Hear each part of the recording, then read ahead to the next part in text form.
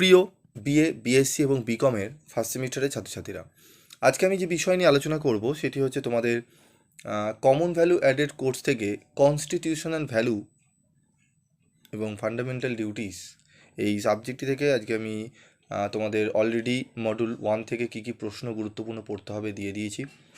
তো সেই মডিউল 1 থেকে প্রথম যে প্রশ্নটি দিয়েছিলাম তার সম্পূর্ণ অ্যান্সার নিয়ে আজকে আলোচনা করব। তো প্রশ্নটি 10 নম্বরের তোমাদের আমি বলেছিলাম পার্টে আসতে পারে 10-10-5 এরকম আসতে পারে, 10+15 এরকম আসতে পারে। তো 10 নম্বরের জন্য উত্তরটি তোমরা দেখে নাও। প্রশ্নটি হচ্ছে ভারতের সংবিধানের বৈশিষ্ট্যগুলি আলোচনা করো। প্রতিটি দেশে সংবিধান থাকা অপরিহার্য। ভারতেরও একটি সংবিধান আছে। 1950 সালে 26শে জানুয়ারি ভারতের সংবিধান কার্যকর হয়েছে। ভারতের সংবিধানের প্রকৃতি বিশ্লেষণ করলে নিম্নলিখিত বৈশিষ্ট্যগুলি লক্ষ্য করা যায়। লিখিত বৃহত্তম সংবিধান। ভারতের সংবিধান বিশ্বের বৃহত্তম লিখিত সংবিধান। 1950 সালে সংবিধান চালু হওয়ার সময় এই সংবিধানে একটি প্রস্তাবনা, 395টি ধারা এবং 8টি তফসিল ছিল। বর্তমানে এই সংখ্যা অনেক বৃদ্ধি পেয়েছে।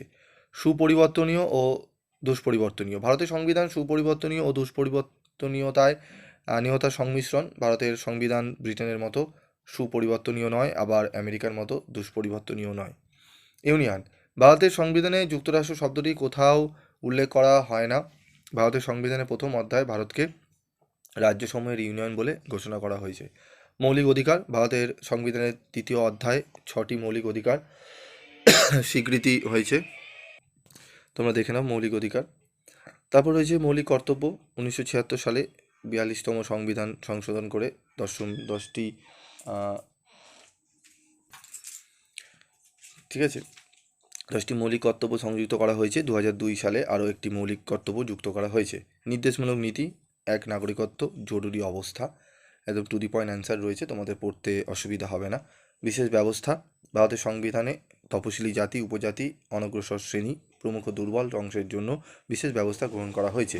উপরোক্ত আলোচনার পরিপ্রেক্ষিতে বলা যায় যে ভারতের সংবিধান এক অভিনব দলিল। বহু বছর ধরে সংবিধান বহু সমস্যা মোকাবিলা করেছে। ভারতের সংবিধানের গতিশীল চরিত্র সমস্ত বিশ্বের সংবিধানবিদ ও রাষ্ট্রনেতাদের প্রশংসা অর্জন করেছে। তো এই উত্তরটি তোমাদের আলোচনা করে দিলাম। উত্তরটি খাতায় নোট ডাউন করে 10 নম্বরের জন্য তোমরা এই উত্তরটি রেডি করে নিও।